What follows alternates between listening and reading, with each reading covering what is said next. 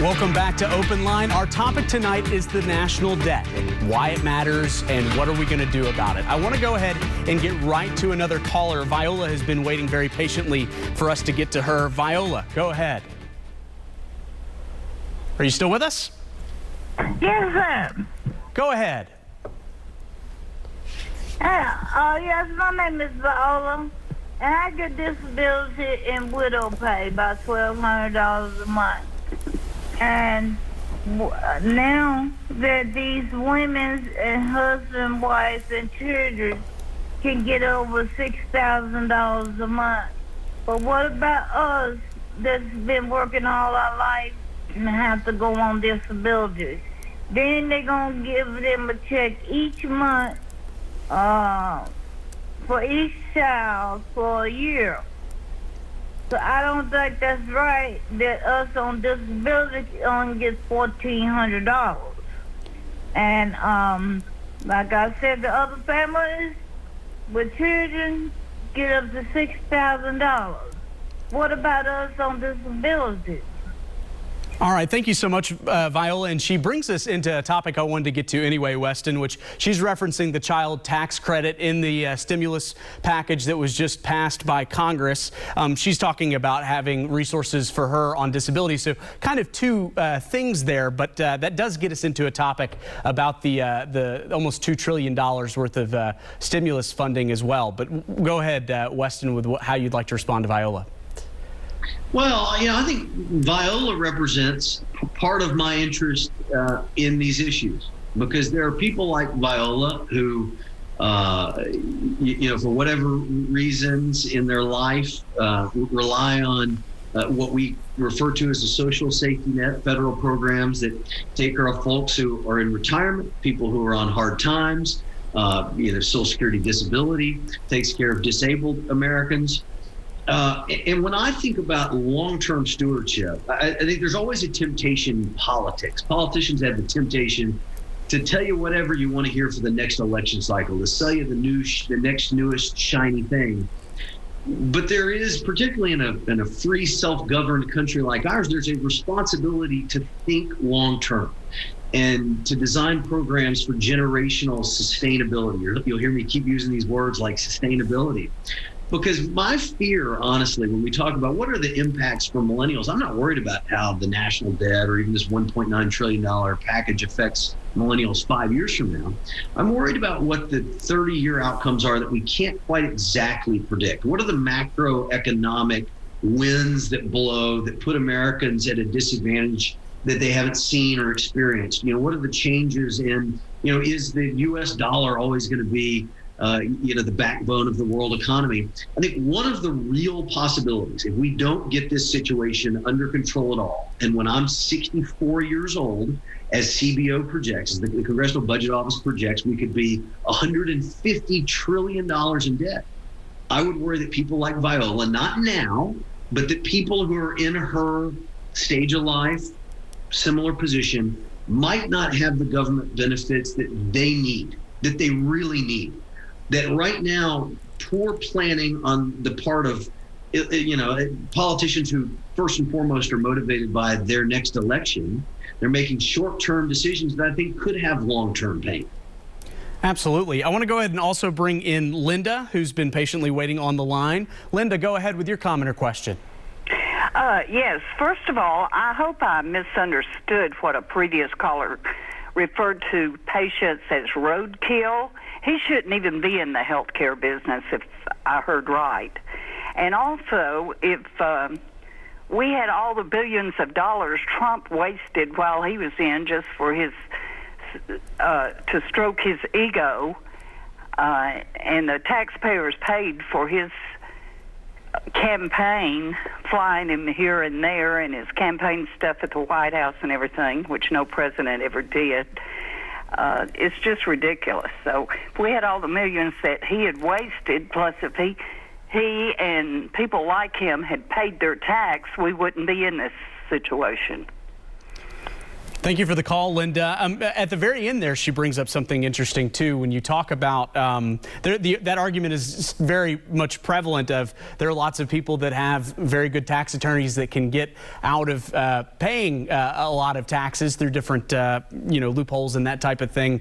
Is that part of the conversation when we talk about reining in debt, the national debt as well, Weston? Oh, I think so. And I actually think this is an issue where there's tremendous potential for bipartisan agreement, because crony capitalism is a real thing in Washington.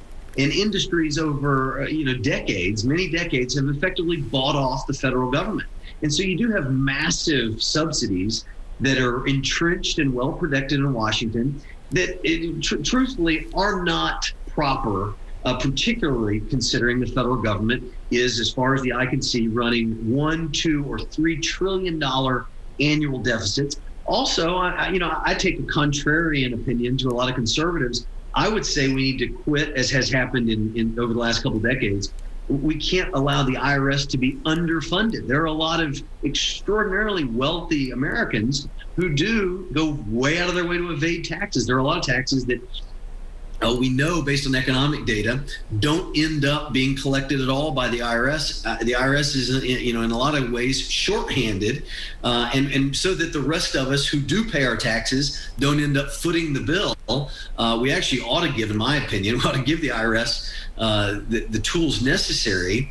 Again, this is even more important because we're a country that can't pay the bills given our current laws, given our current outlays and the expectations of seniors, particularly because the drivers of our major deficits are, again, Social Security, Medicare, Medicaid.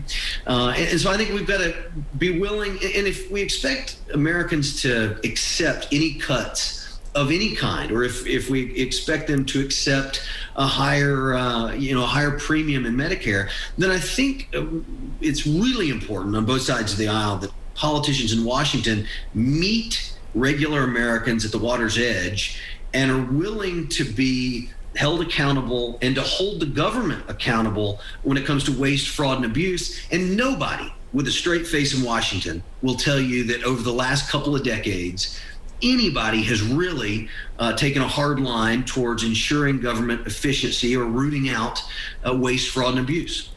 Absolutely. Let's bring in John into the conversation. He's also been waiting patiently on the line. John, go ahead.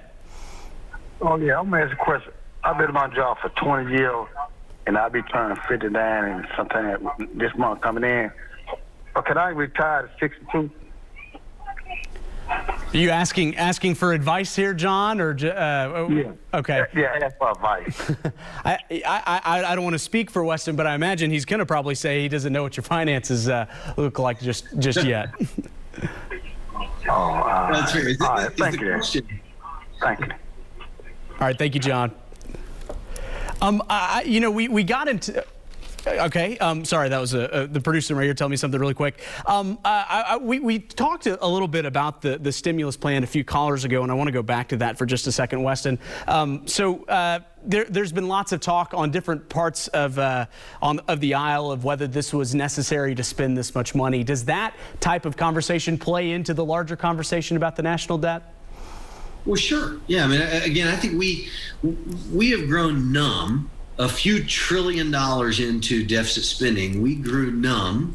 If you'll remember last year, Republicans and Democrats cooperated quite well twice, once in the spring, and then again, late winter, early spring of last year.